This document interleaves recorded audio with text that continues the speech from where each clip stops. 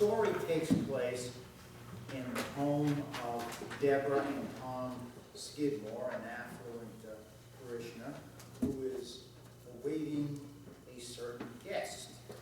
And now we present Harvest.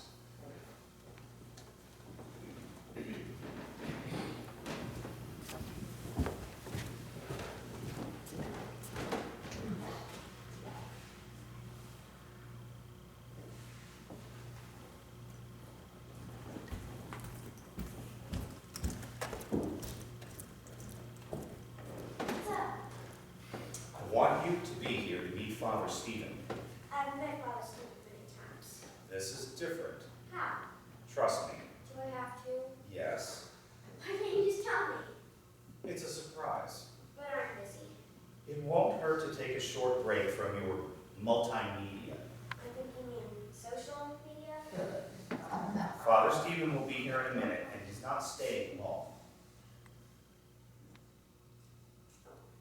Long enough for coffee and cake. Oh, come in, Father Stephen. The door's open. Mrs. Skidmore, I'm sorry. Father Stephen couldn't make it. Mrs. Skidmore, Father Stephen sends his apologies. Mrs. Salazar collapsed and went to the emergency room last night. I see. Father Stephen is at the hospital visiting Mrs. Salazar. I see. You know Mrs. Salazar? No.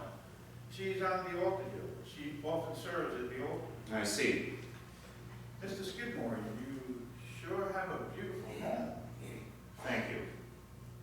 Do you want me to take off my shoes before I come in? Yes.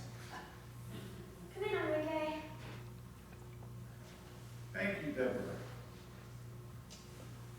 This is awkward. You bet. Why is that, Mr. Skidmore? You see, I have a check. I know. Father Stephen told me. That's why he asked me to come. It's a very large check. That's very generous, Mr. Skidmore. Of course, I thought Father Stephen would be coming. Mrs. Salazar. I know all about Mrs. Salazar. Excuse me. I didn't mean to upset you. I especially prepared for Father Stephen. I'm sorry. Do you want me to leave? Yes. Mr. Skidmore, I'm so sorry you are disappointed. So am I. God bless you, Mr. Skidmore, and you, Deborah. Thank you, Enrique. Have a wonderful day. Hope to see you both on Sunday. Goodbye.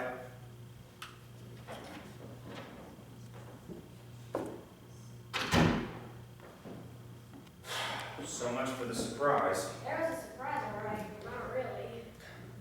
I wanted you to share in an important experience. I did. Well, actually, you didn't. No, actually, I did. I wanted you to watch your father hand a big check to Father Stephen. But he didn't come. But Enrique came. What does that have to do with the price of milk? You shamed Enrique. But he couldn't be shamed. He's too honorable. How do you even know this guy? He's our sexton. I've known him for years. I went to school with his daughter.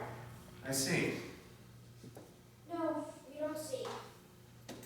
You're telling me what I see. You don't see yourself. You don't have a clue. I know one thing. I'm a devout man of God. And I'm generous. How? I can't believe I'm defending myself to you. Then don't. I can see too. You brought me in here to show me how generous you are. To show me how Father Stephen will be all gaga over your big fat check. Is that how little you think of Father Stephen?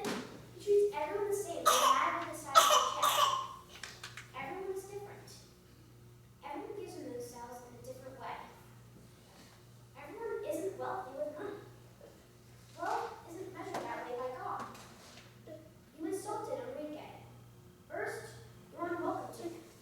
Then you asked him to take off his shoes. He asked me. Do you take off your shoes? Do I? Does Mom? It wasn't a big deal. It was to me. If that's a big deal, then you have a lot to learn about priorities. Yes, I do have a lot to learn. That's why I try to keep my eyes and ears open. Learn to appreciate that you are blessed by God.